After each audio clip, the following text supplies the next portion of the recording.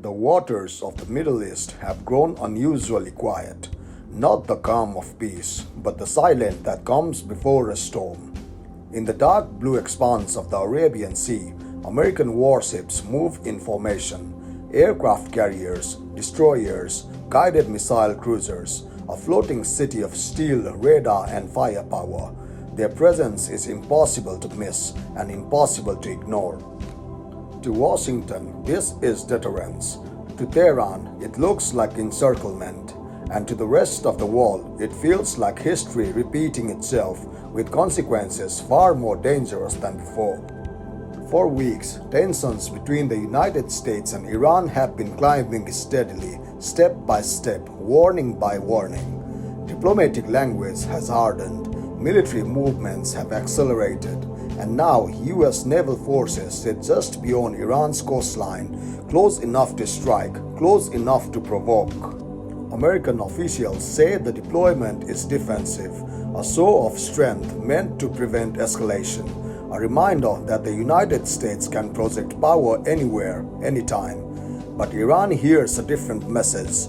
From Tehran, senior commanders warn that their country is being surrounded, that the buildup is not defensive but preparatory, and that if the first missile is launched, the response will not be limited.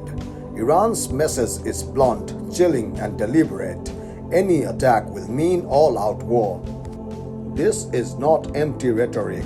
Iran has spent decades preparing for this exact moment, knowing it cannot match the United States ship for ship or plane for plane. Iran has built something else, a strategy of saturation, asymmetry, and regional reach. Thousands of missiles hidden in hardened underground silos, fast attack boats capable of swarming much larger ships, naval mines that could turn the Strait of Hormuz into a global economic choke point overnight. 1/5 of the world's oil flows through that narrow passage. If it closes, energy markets collapse, prices explode, economies shudder. Iran knows this, and so does the United States. The danger is not just a deliberate strike, but a mistake.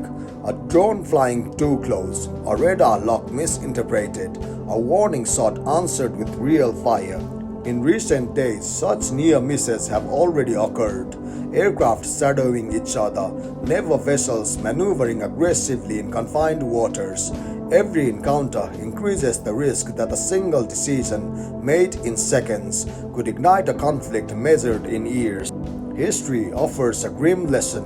Wars rarely start the way leaders plan them.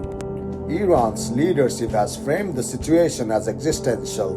They argue that the US presence proves Washington's ultimate goal is regime change, not negotiation. State media speaks openly of resistance, sacrifice, and survival. The supreme leader warns that the war would not stay contained, that it would engulf the region, and this is where the crisis becomes truly global, because Iran is not alone. Across the Middle East, allied militias and proxy forces watch closely. In Lebanon, in Syria, in Iraq, in Yemen, groups aligned with Tehran have the capacity to strike US bases, allies, shipping lanes, and cities, turning a bilateral conflict into a regional inferno. One strike could trigger 10 responses. 10 responses could trigger 100. Washington understands this risk, but faces its own pressure. Domestically, any sign of weakness could be politically fatal. Internationally, allies demand reassurance that the US will protect shipping lanes, energy supplies, and regional stability. Backing down could embolden not just Iran, but rivals watching from afar. So the warships remain. Jets stay fueled, missiles stay armed, commanders stay awake. Behind closed doors, diplomacy continues, quietly, indirectly, desperately. Messages pass through intermediaries. Warnings are delivered without headlines. Red lines are hinted at, never clearly drawn. Because once lines are crossed, they cannot be uncrossed. Both sides insist they do not want war. Yet both continue to prepare for it, and that contradiction is what makes this moment so dangerous. If conflict erupts, it will not look like past wars. There will be no clear front lines, no quick victories, no simple endings. Instead, there would be cyber attacks crippling infrastructure, missile salvos lighting up night skies, shipping halted, markets crashing, civilians caught in the crossfire far from the original battle. A war that starts in the sea could spread across continents. For now, the missiles remain in their tubes, the aircraft remain on their decks, the commanders remain on edge. But history teaches us something sobering. The most catastrophic wars often begins with leaders insisting they are trying to avoid one. And as American warships patrol the waters around Iran and Iran warns of all-out war, the world watches, waits and wonders. Is this a show of force meant to preserve peace, or the opening move of a conflict that will redefine the global order? The answer may come not from speeches or statements, but from a single moment, a single spark, in waters where there is no room left for error. And so the world waits, not in ignorance, but in full awareness of what is at stake.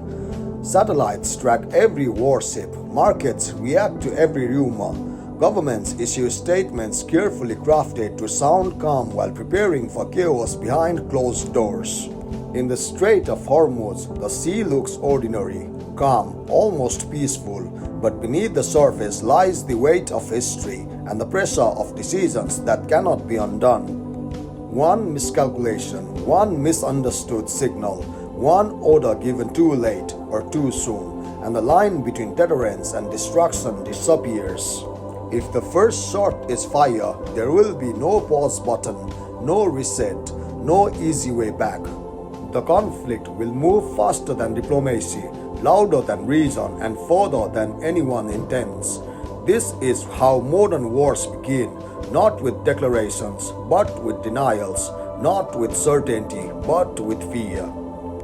American warships remain on station, Iranian missiles remain locked and loaded, the world remains watching. Because tonight, peace does not depend on treaties or promises, it depends on restraint. And in a region where trust has long been shattered, restraint may be the rarest weapon of all.